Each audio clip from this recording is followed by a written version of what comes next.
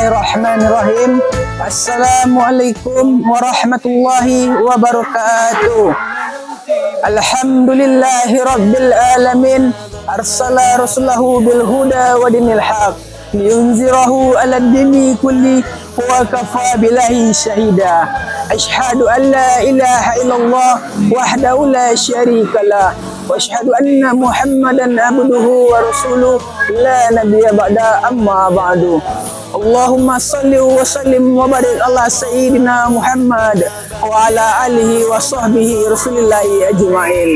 Puji dan syukur marilah kita ucapkan kepada Allah Subhanahu wa taala yang telah melimpahkan rahmat, nikmat, taufik dan hidayahnya kepada kita semua, sehingga dengan itu jualah kita telah dapat melakukan aktivitas sebagaimana yang telah kita lakukan sebelumnya. Salawat dan salam tak bosan-bosannya kita kirimkan kepada Allah Subhanahu wa taala agar tersampaikan kepada arwah junjungan kita yang mulia Nabi besar Muhammad sallallahu alaihi wasallam. Pemirsa yang dirahmati oleh Allah Subhanahu wa taala. Baiklah, judul dari kultum saya pada kesempatan kali ini adalah pentingnya salat. Salat merupakan salah satu sarana yang paling utama dalam hubungan antara manusia dan Allah Subhanahu wa taala.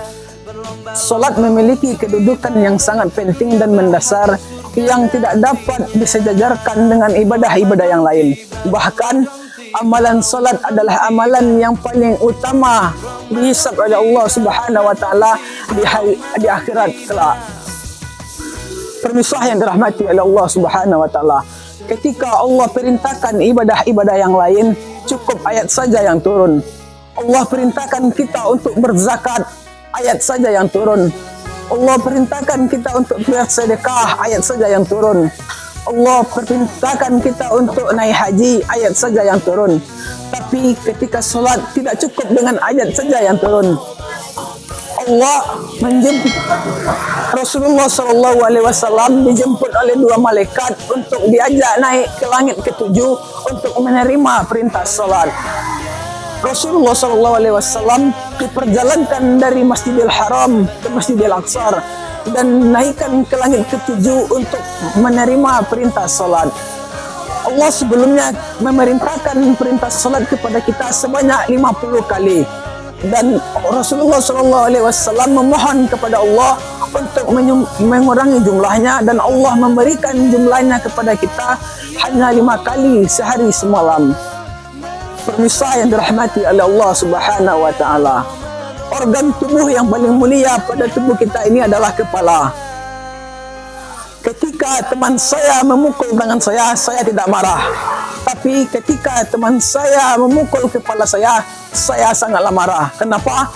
Karena harga diri seseorang terletak pada kepalanya. Tetapi ketika kita sholat, organ tubuh yang paling mulia rendahkan seperti kakimu. Kenapa? Ini bukti kita menghambakan diri kita kepada Allah Subhanahu wa taala seraya mengagungkan Allah Subhanahu wa taala.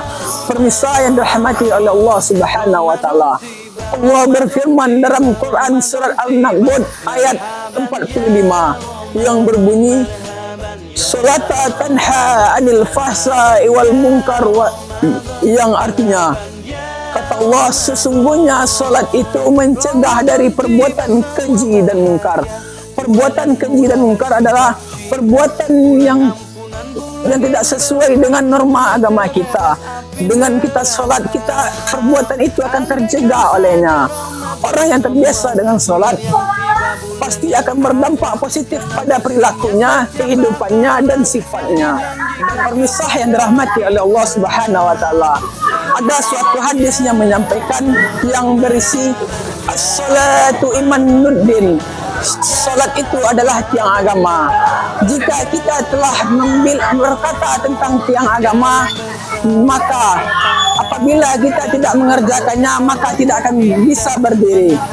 Bisa kita ibaratkan dengan suatu bangunan. Jika suatu bangunan tidak memiliki tiang, berdiri tidak akan kokoh.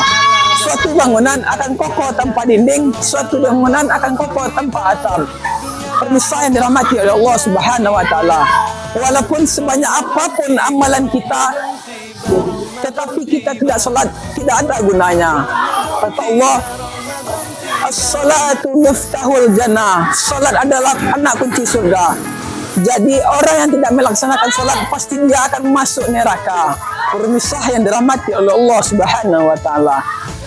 Allah berfirman dalam Quran surat Al-Baqarah ayat 45 yang berbunyi, wasta'inu bis-sabri was-shalah.